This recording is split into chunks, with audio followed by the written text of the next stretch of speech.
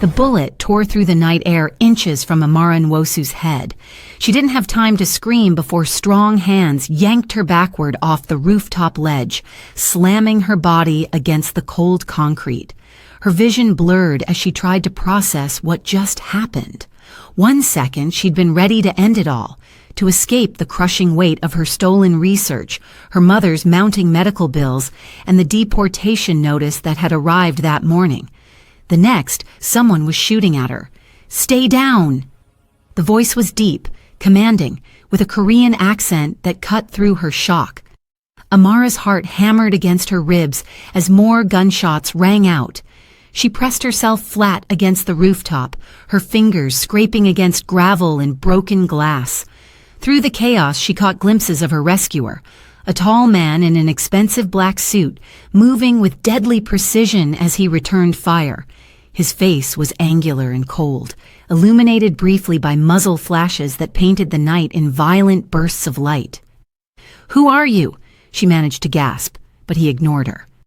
The firefight lasted less than 2 minutes, though it felt like an eternity. When silence finally fell, the man holstered his weapon and turned to her. In the dim light from the city below, Amara could make out sharp cheekbones, dark eyes that held no warmth, and a scar that ran from his left temple to his jaw. "You're coming with me," he said. It wasn't a request. "Like hell I am." Amara scrambled to her feet, her legs shaking. "I don't know who you are or what just happened, but—" He moved faster than she expected, gripping her arm with bruising force. "Mina Seo sent those men to kill you, Dr. Nwosu.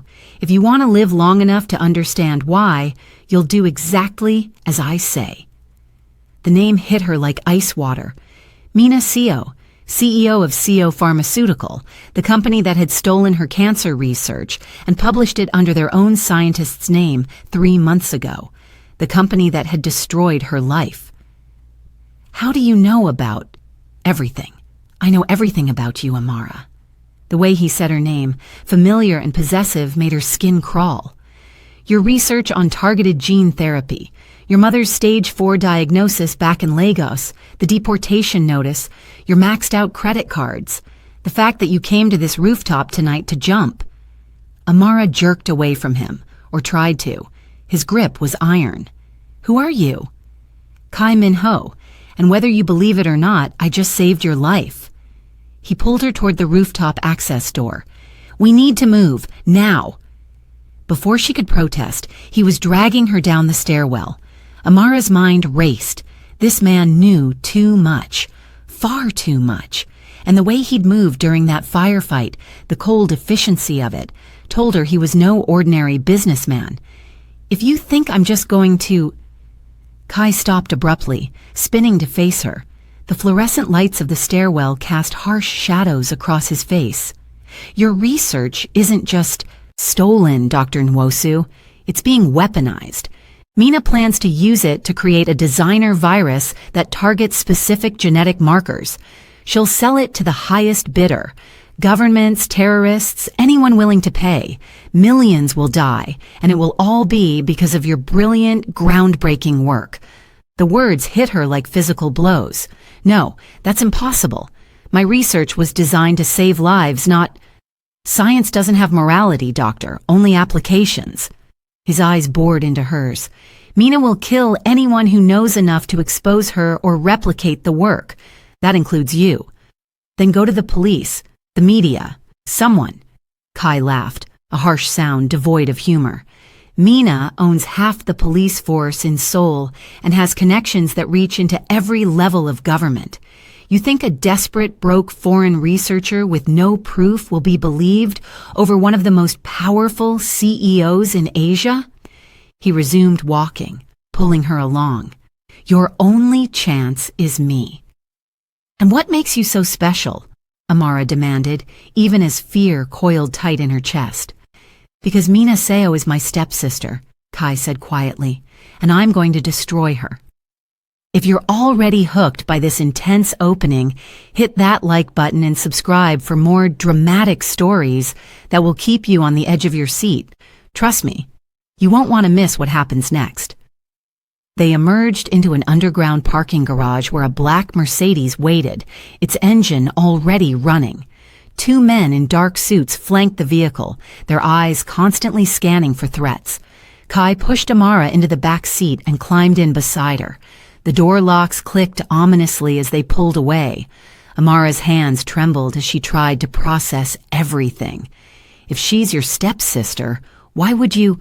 Because 5 years ago, Mina orchestrated the death of my wife to take control of my organization, Kai said, staring out the window. She burned down our home with Yuna inside. I was supposed to die too, but I survived. Barely. His hand unconsciously touched the scar on his face. Since then, I've been rebuilding, waiting for the right moment to strike back. When I learned about your research and what Mina planned to do with it, I knew that moment had come. So I'm just a tool for your revenge. Amara's voice shook with anger and fear.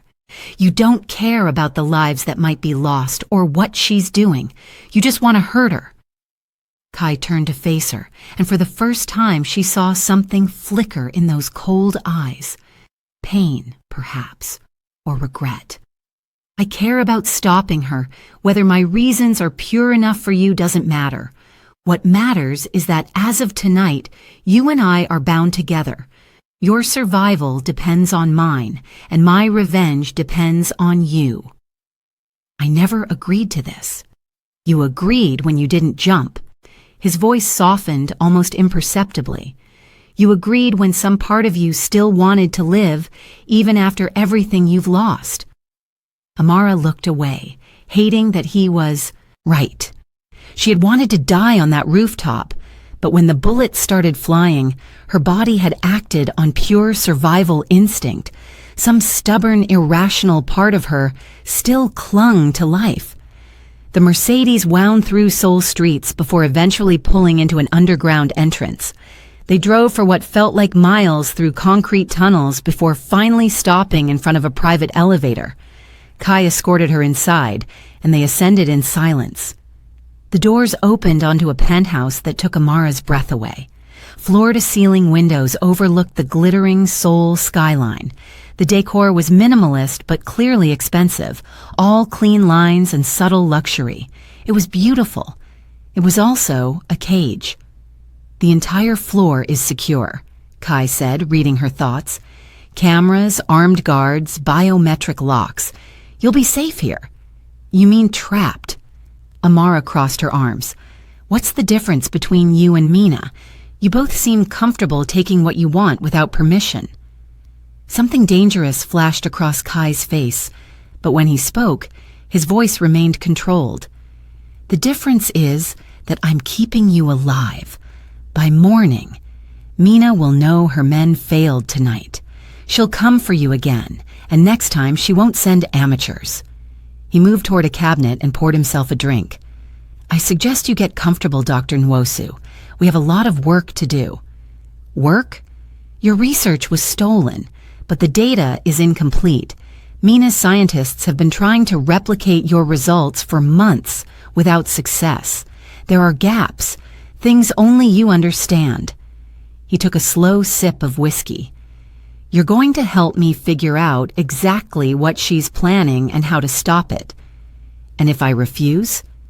Kai set down his glass with deliberate care. Then your mother dies within the week. Mina has people in Lagos already watching her. One word from her, and Keoma Nwosu's medical care vanishes. The hospital will claim complications, a tragic mistake. You'll be deported back to Nigeria just in time to bury her. The blood drained from Amara's face. You bastard! Yes. Kai didn't flinch from the accusation. But I'm the bastard who's going to keep both of you alive if you cooperate. Amara wanted to scream, to rage against the injustice of it all. Instead, she felt her legs give out.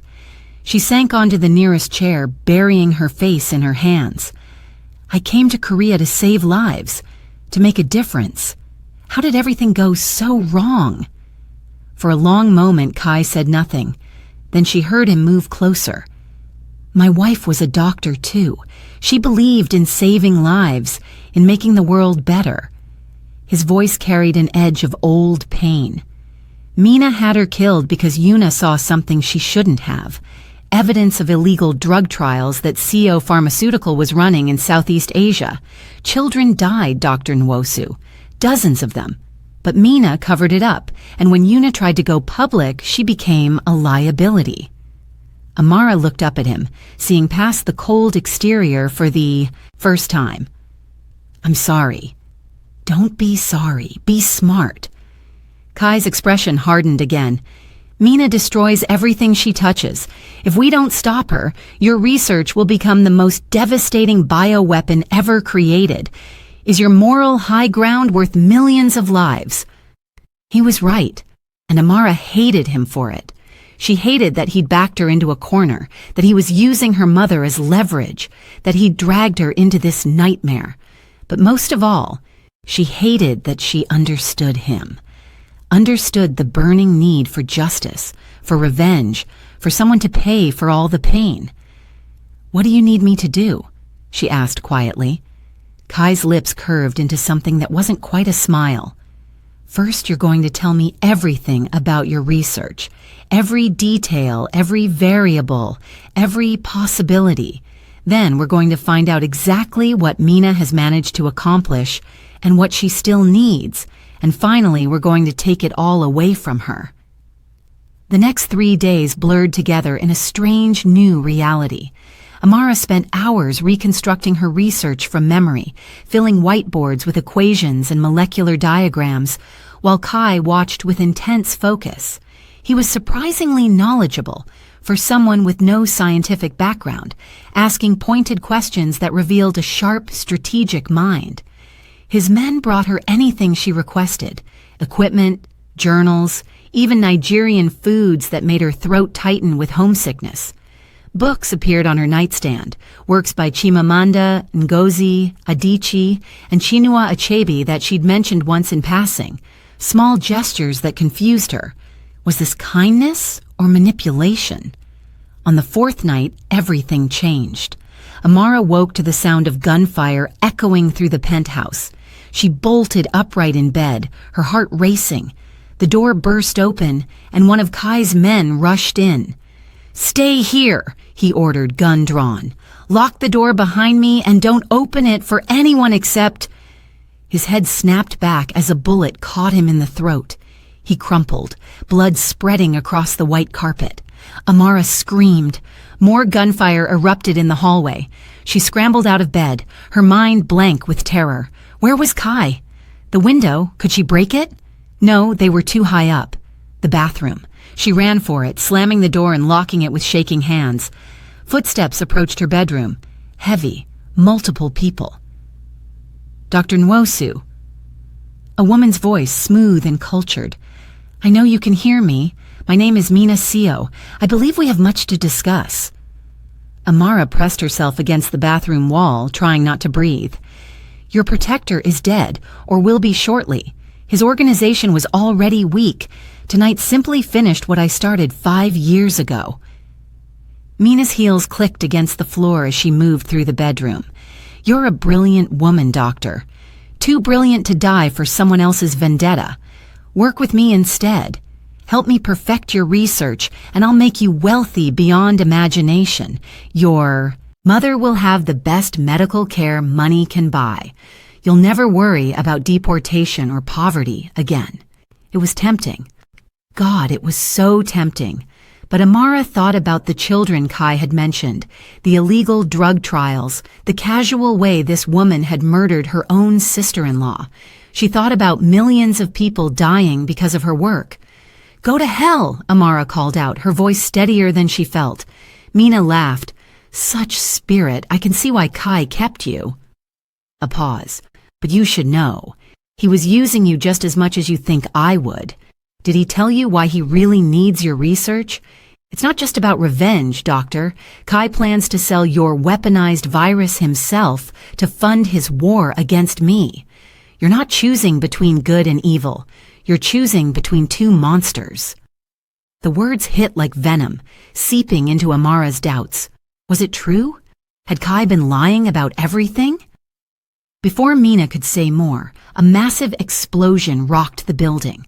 Amara was thrown against the sink, her ears ringing. Through the bathroom door, she heard shouts and renewed gunfire. Then, impossibly, Kai's voice cutting through the chaos. "Mina! Face me!" Amara unlocked the door and peered out. The bedroom was destroyed. One wall partially collapsed from the explosion. Through the smoke and debris, she could see two figures locked in combat, Kai and Mina, moving with lethal grace as they tried to kill each other. Mina was beautiful in a cold, dangerous way, her designer suit somehow still immaculate, despite the violence. She matched Kai blow for blow, and Amara realized with sick certainty that Mina had trained her stepbrother, had probably taught him everything he knew. "Still clinging to that dead wife, brother?" Mina taunted, driving a knife toward Kai's ribs. He deflected, but barely. Yuna was weak. She would have destroyed everything we built. "We built nothing together," Kai snarled. "You're a parasite wearing our father's legacy like a costume." They crashed through furniture, both bleeding from multiple wounds. Amara knew she should run, but she was frozen, unable to look away. Mina gained the upper hand, pinning Kai against the broken wall with the knife at his throat. "You could have ruled beside me. Instead, you chose sentiment. Weakness." "No." Kai's hand shot out, grabbing a shard of glass from the floor and driving it into Mina's shoulder. She gasped, stumbling back. "I chose to remember what it means to be human." He kicked her hard, sending her sprawling. But instead of finishing her, Kai turned to Amara. "Run, now!" Mina surged to her feet, pulling the glass from her shoulder with a hiss of pain. "You'll die protecting her, just like you should have died with Yuna. Sentimental fool." She raised her gun, aiming at Kai's back. Amara moved without thinking, hurling a piece of debris at Mina. It struck her arm, ruining the shot. The bullet went wide and Kai spun, using the moment to close the distance. He and Mina went down, together, struggling for the gun. "Amara, go!" Kai roared, but she couldn't. Not when 3 of Mina's men appeared in the doorway, weapons raised. Not when she realized Kai was going to die here, for her, and it would all be for nothing. Something inside her snapped. The fear, the helplessness, the weeks of being a victim, it all crystallized into cold fury. She grabbed the dead guard's gun from the floor, her hands remembering the shooting lessons her father had insisted on back in Lagos, back when the world made sense. She fired. The first shot went wide. The second hit one of Mina's men in the leg. The third dropped him entirely. The remaining men turned toward her, and Amara realized she was going to die. But then Kai was there, having broken free from Mina. He moved like death incarnate, precise and brutal. Within seconds, both men were down. Mina used the distraction to escape, disappearing through a hidden exit that Amara hadn't even known existed. Kai started to pursue, but Amara grabbed his arm. "Let her go. She'll regroup, come back stronger. I know." Amara was shaking now, the adrenaline fading. "But we need a different plan. This endless cycle of violence. It's exactly what she expects, what she's prepared for." Kai stared at her, blood dripping from a cut above his eye. "What are you suggesting?" "I'm suggesting we think like scientists, not warriors." Amara straightened, feeling something shift inside her, a decision being made. "Mina has my research, but it's incomplete. We know that. What if instead of trying to steal it back or destroy it, we let her think she's succeeded?" "Explain." "The gaps in my research, they're intentional now. What if we feed her false data, lead her to believe she's perfected the weapon, but it's actually inert? Or better yet, it's a traceable marker that will expose everyone involved when it's deployed." A slow smile spread across Kai's face, transforming him. For the first time, he looked genuinely pleased. "You're devious, Dr. Nwosu. I'm desperate." Amara met his eyes. "And I'm tired of being afraid. If we're going to do this, we do it my way. No more secrets between us, no more manipulation. We're partners or I walk." Kai stepped closer, and Amara became acutely aware of the intensity in his gaze. Partners, he agreed. But if we do this, there's no going back. Mina will never stop hunting us. Then we'd better not fail. They spent the next 2 weeks executing their plan. Kai used his network to plant false intelligence, letting Mina's spies discover that Amara was cooperating under duress.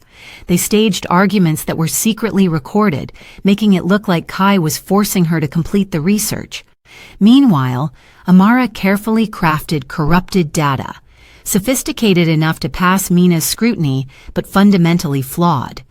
During those weeks, something unexpected happened. The line between captor and captive blurred, then vanished entirely.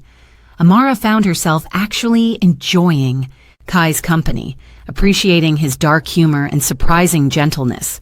He told her about Yuna, about the restaurant they'd planned to open together someday, about the children they'd never had.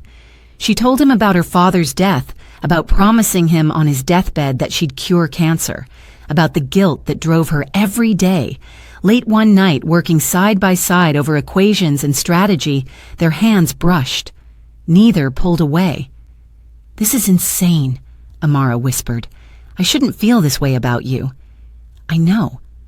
Kai's thumb traced circles on her palm. "But we're way past should and shouldn't, aren't we?" Before she could respond, his phone rang. He answered, listened, then his face went pale. "When? How many?" A pause. "I understand. Initiate Protocol 7. He hung up, and Amara knew immediately that something was terribly wrong. "What happened?" "Your mother. Mina's people in Lagos. They moved faster than we anticipated. They've taken her from the hospital." The world tilted. No, you said you could protect her." "I'm sorry." Kai's voice was raw. "We have people on the way, but what? But she might be dead already. But this is my fault for trusting you." Amara's voice broke. "I should have died on that rooftop. At least then my mother would be safe." "Don't." Kai gripped her shoulders. "Don't say that. We will get her back. I swear to you." "Your promises don't mean anything." Amara shoved him away, tears streaming down her face. "You can't control everything, Kai. You're not some all-powerful—" Her phone rang. Unknown number. She answered with shaking hands. "Dr. Nwosu." Mina's voice was silk over steel. "Your mother is comfortable, for now. Whether she stays that way depends entirely on you." "What do you want?" "The real research, not the corrupted garbage you've been feeding my analysts. Did you really think I wouldn't notice?" Mina laughed. "You're brilliant, Doctor, but you're not the only genius in this game. Bring me the authentic data, or Amara Nwosu dies in agony. You have 72 hours. The line went dead. Amara stood frozen, her mind racing through impossible calculations. If she gave Mina the real research, millions could die. If she didn't, her mother would die for certain. "There has to be another way," she said desperately. Kai's expression was grim. "There is. We go to Lagos. We get your mother back by force." "That's suicide. You'd be operating on Mina's territory, outnumbered and outgunned." "Yes." Kai's eyes held steady determination. "But I've been planning for a move like this. I have resources in Lagos. Arms dealers who hate Mina's African expansion, corrupt officials looking to switch sides, local gangs that will work for the right price. It's risky, but possible." "Why would you do this?" Amara searched his face. "Why would you risk everything for my mother? This isn't part of your revenge." Kai reached up, cupping her face with surprising gentleness. "Because somewhere along the way, this stopped being just about revenge." His thumb brushed away her tears. "You make me remember what it was like to care about someone, to want to protect something beyond my own pain." Amara's breath caught. "Kai, I know this is twisted. I know I forced you into this nightmare, and you have every right to hate me." His voice was rough with emotion. "But I'm falling for you, Amara Nwosu, and I will burn the world down to keep you and your mother safe." She should push him away, should remind him of all the reasons this was wrong. Instead, she kissed him. It was fierce and desperate, born of fear and adrenaline, and something neither of them wanted to name. When they finally broke apart, both were breathing hard. "We go to Lagos," Amara said, "together, and when this is over, if we survive, you're going to take me on a proper date." Despite everything, Kai smiled. "Deal." They landed in Lagos 36 hours later. Kai's network moved with impressive efficiency, but Amara could see the strain on his face. They were outnumbered, racing against a clock, operating in hostile territory. Every variable was against them. Mina had Kioma in a warehouse near Apapa port, neutral ground where violence could be explained away as gang activity. Kai's local contacts confirmed at least 20 armed guards inside, plus Mina herself.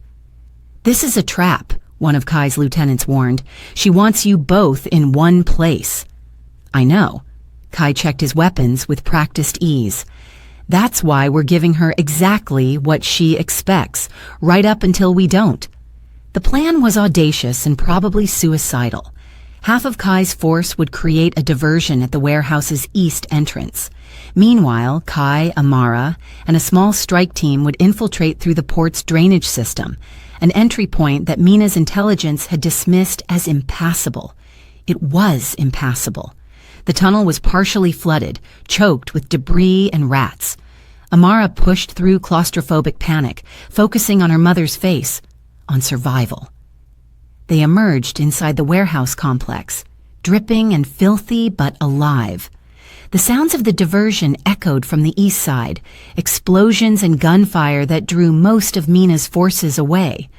Kai led them through shadows and silence, his movements so fluid and lethal that Amara had to remind herself this wasn't a movie. This was real. People were dying. They found Kioma in a makeshift cell, unconscious but alive. Amara wanted to sob with relief, but there was no time. Kai's medic quickly assessed her condition while the team set up defensive positions. "She's sedated but stable," the medic reported. "We can move her." That's when the lights went out. "Ambush!" someone shouted, but it was too late. Gunfire erupted from multiple directions. Kai's team returned fire, but they were pinned down. Amara crouched over her mother's body, trying to shield her as bullets tore through the air above them. Then the lights came back on, revealing Mina standing on a catwalk above, flanked by 24 armed men. "Hello, brother," she said with a cold smile. "Right on time." Kai's gun was aimed at her instantly, but Mina didn't flinch. "Did you really think I didn't know about the drainage tunnels? That I wouldn't anticipate your every move?" She tisked disapprovingly. "You trained under me, Kai. I know exactly how you think." "Then you know this ends with one of us dead," Kai replied. "Oh, I'm counting on it." Mina's gaze shifted to Amara. "Dr. Nwosu, final offer. The real research for your lives. All three of you walk away." Amara stood slowly, her mind racing. If she agreed, the weapon would be complete. If she refused, they all died here, and Mina would eventually figure out the research anyway. Unless... "I'll give you everything," Amara called out. "But not here, not like this. Give me access to your lab. Let me verify the equipment is capable of handling the synthesis. I need to make sure you can actually complete the process, or what's the point?" Mina studied her for a long moment. "You're stalling." "I'm being practical. My research requires very specific conditions. If your lab isn't equipped correctly, the entire process could fail catastrophically. You said it yourself, I'm brilliant, so trust my expertise." A tense silence stretched out. Then Mina nodded.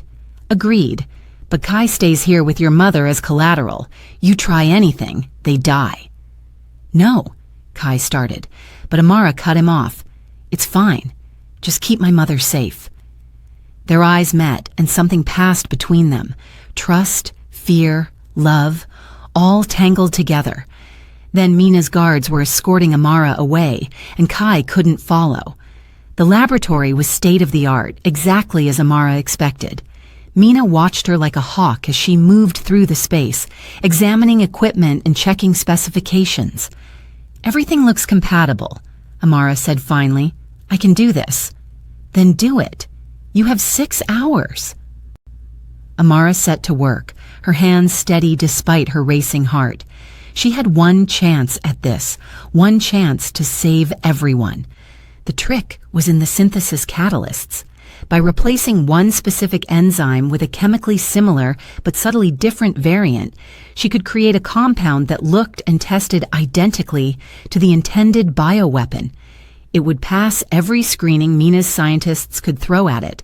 But when activated in a living system, instead of targeting and destroying specific genetic markers, it would bond harmlessly with the body's natural proteins and break down within hours, completely inert. Except Amara also added a second component, a traceable marker that would flag in any advanced blood screening. Proof of exposure that couldn't be hidden or denied. If Mina tried to deploy this weapon, every victim would become evidence. Every government would hunt her. It was elegant. It was risky. It might get them all killed. 4 hours later, Amara held up a vial of clear liquid. "It's done." Mina took the vial carefully, examining it with professional interest.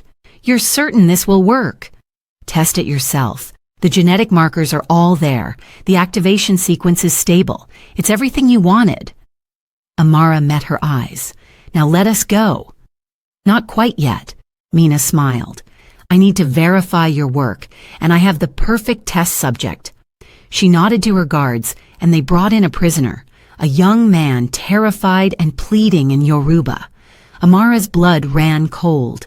"No, the deal is whatever I say it is." Mina loaded the compound into an injection device. "If this works as promised, he'll show symptoms within the hour.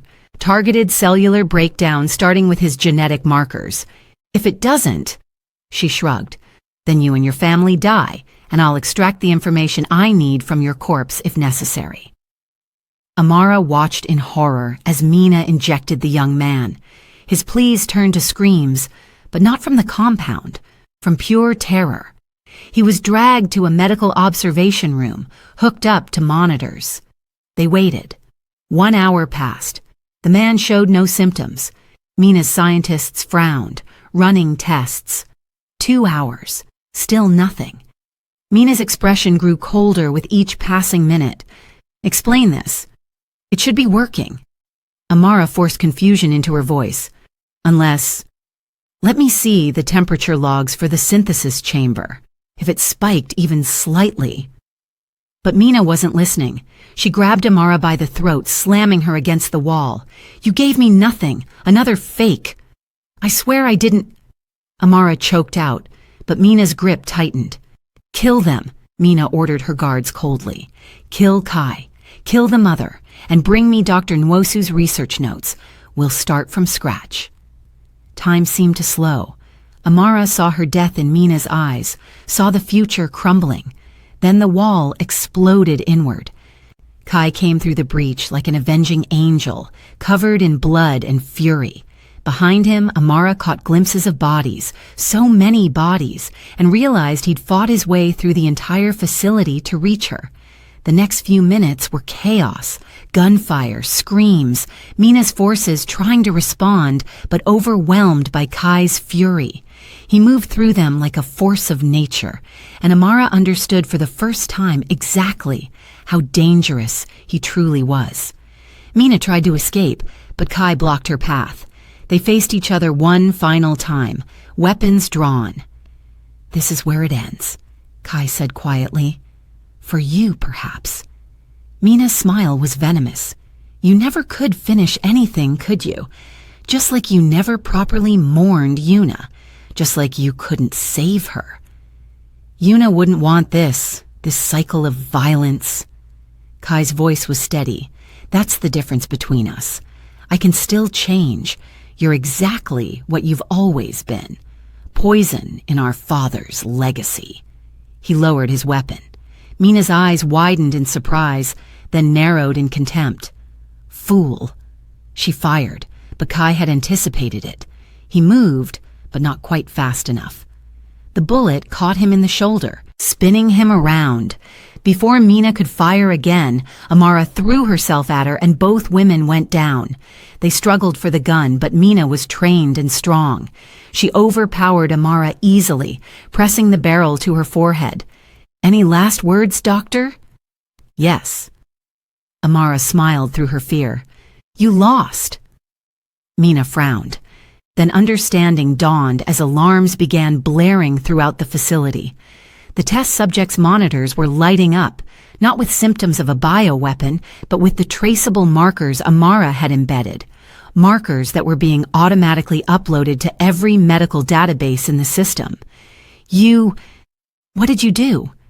"I gave you exactly what you deserved," Amara said. "A weapon that doesn't work and evidence that will destroy you. Every intelligence agency in the world now has proof that you attempted to deploy a bioweapon. Even your connections can't save you from that." Mina's face contorted with rage, but before she could pull the trigger, Kai was there. He wrenched the gun away, his injured shoulder bleeding heavily but his grip still iron strong. "It's over, Mina." She laughed bitterly. "You think so? Even if I fall, my empire will continue. You've won nothing." "Maybe." Kai's voice was infinitely sad. "But at least I tried to be better than you." He didn't kill her. Instead, he simply held her until his reinforcements arrived. Legitimate authorities, reporters, international agents drawn by the alert Amara's markers had triggered. Mina Seo was taken into custody, still spitting venomous threats. In the aftermath, Kai collapsed. The shoulder wound was worse than he'd let on, and he'd lost massive amounts of blood. Amara worked frantically to stabilize him, while her mother, now conscious and terrified, watched. "Don't you dare die on me," Amara demanded, pressing gauze to his wound. "We have a date, remember?" Kai's laugh was weak but genuine. "Wouldn't miss it." Then his eyes rolled back and the monitors went flat. Amara performed CPR with shaking hands, refusing to give up. She'd lost too much already. She wouldn't lose him, too. "Come back," she sobbed. "Please, Kai, come back to me." His heart restarted just as the ambulance arrived. The paramedics took over, their professional calm a stark contrast to Amara's panic. They loaded Kai onto a stretcher, hooking him up to IVs and monitors. "Is he going to make it?" Amara demanded. "The next 24 hours are critical," one paramedic said. "But he's strong. He's got a chance." Amara rode with him to the hospital, holding his hand the entire way. Her mother sat beside her, squeezing her other hand. "This man," Kioma said softly in Igbo. "You love him." "I don't know, Mama. Maybe. It's complicated." "Love usually is." Her mother smiled gently. "But I see the way you look at him. Like your father looked at me." Amara didn't trust herself to speak. Too much emotion, too many impossible feelings all tangled together. Kai survived the surgery but remained in a critical condition. Amara kept vigil beside his bed, barely eating or sleeping. The police came to take statements. International agencies wanted to interview her about the weapon she'd created and destroyed. Reporters clamored for quotes. Through it all, Kai slept, healing or dying. The doctors couldn't say which. On the third day, his eyes finally opened. "Hey," he croaked. Did we win?"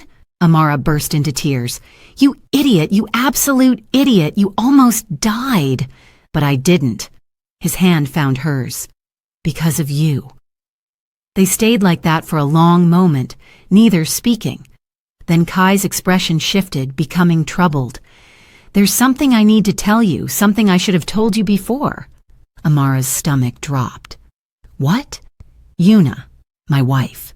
When Mina supposedly killed her." Kai's voice was barely a whisper. "I never found a body. I assumed she was dead, that the fire destroyed everything. But after Mina's arrest, her files were seized, and in those files—" "What?" Amara could barely breathe. "Evidence that Yuna might be alive, that Mina has been keeping her somewhere all these years." The words hit like a physical blow. Amara stood abruptly, stepping back from the bed. Your wife is alive? Maybe, I don't know. The evidence is circumstantial, but you're going to look for her. It wasn't a question. Kai's silence was answer enough. Amara wrapped her arms around herself, feeling the careful walls she'd built around her heart begin to crack. Of course you are. She's your wife. Amara. No, it's fine. I understand. She backed toward the door. I'm glad you're alive, Kai. Truly. But I think I need to go. Please, let me explain.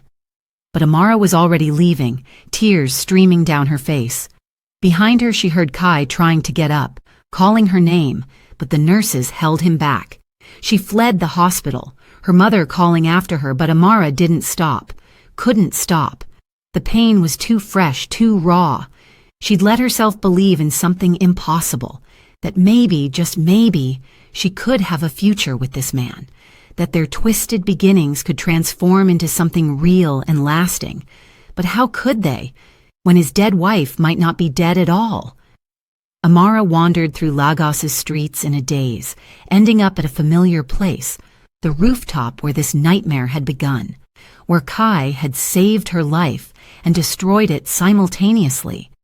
She stood at the edge again, looking out over the city. But this time, she wasn't contemplating jumping. She was simply trying to understand how her life had become this tangled web of love and violence, hope and despair. Her phone buzzed, a text from an unknown number. Dr. Nwosu, we need to talk about Kai, about what Mina really did to his wife. The truth is more complicated than he knows, and you deserve to understand before you make any decisions. Meet me at the address below. Come alone. YM. YM. Yuna Min Ho.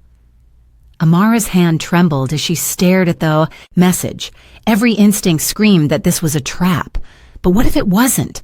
What if Kai's wife really was alive and she held answers that could change everything? The address was in one of Lagos's most dangerous neighborhoods. Going there alone would be suicide. But after everything Amara had survived, after facing down Mina Seo and creating a bioweapon and falling for a man who was supposed to be her captor, what was one more impossible choice? She took a deep breath and started walking. Hey, don't leave me hanging. Smash that subscribe button and drop a comment below. Do you think Amara should meet with this mysterious person? Is Yuna really alive, or is this another of Mina's deadly games? And what happens when Kai finds out what Amara's about to do? Let me know your theories.